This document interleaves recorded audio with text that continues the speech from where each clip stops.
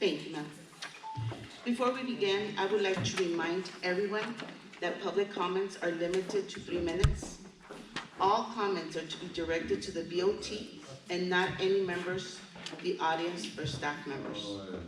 In response to Trustee Silva's question in last meeting in regard to public comment content, while there's no law related to public comment, I would like to remind that this council will follow Robert's Rule of Order.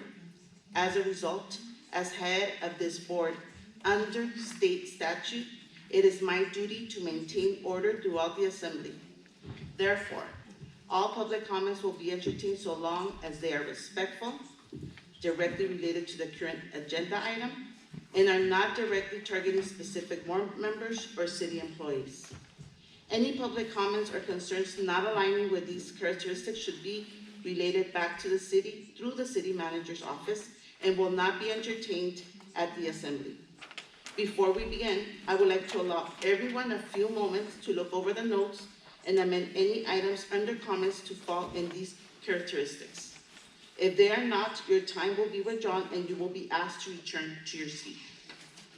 I have been very patient, understanding, and considerate to all comments up to this point.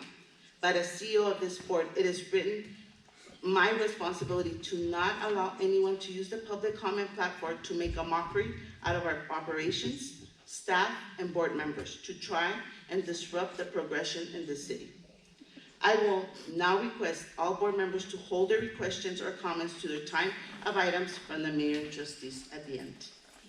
Ms. Oropesa, please give a few minutes to everyone to amend any notes before we call out our first public comment speaker.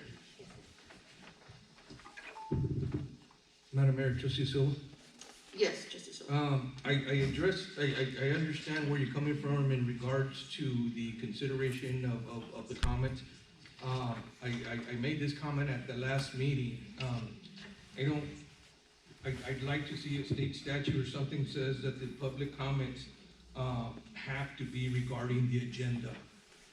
So if there's, let's say for example, I got issues with speeding on my road, and it's not on today's agenda, it's like telling me that I can't come up to the podium and express my opinion regarding.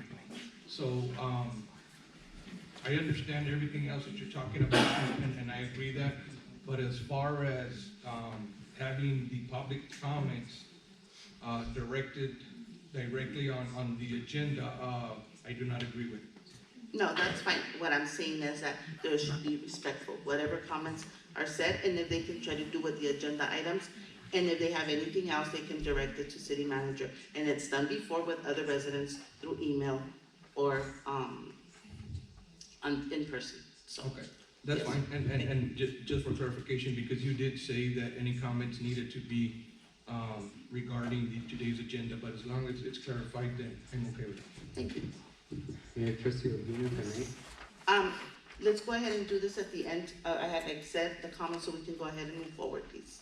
Yes, but I would like to make a comment as well. Yes, So, Trustee O'Neill. I also, it's my interpretation as well. You know, what Trustee Silva just explained. I'm also in disagreement with only sticking to public comment that has to do with the agenda items. I myself have not seen any statute or law that states otherwise. So I would also like to, clarify on that comment with respect to that. Thank you. Under state statute, I can preside the meeting, and it is my meeting, and I can preside it and with respect.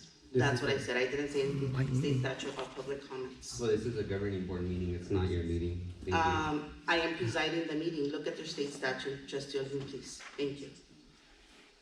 Mr. Lopez. We have Cecilia Acosta. Okay.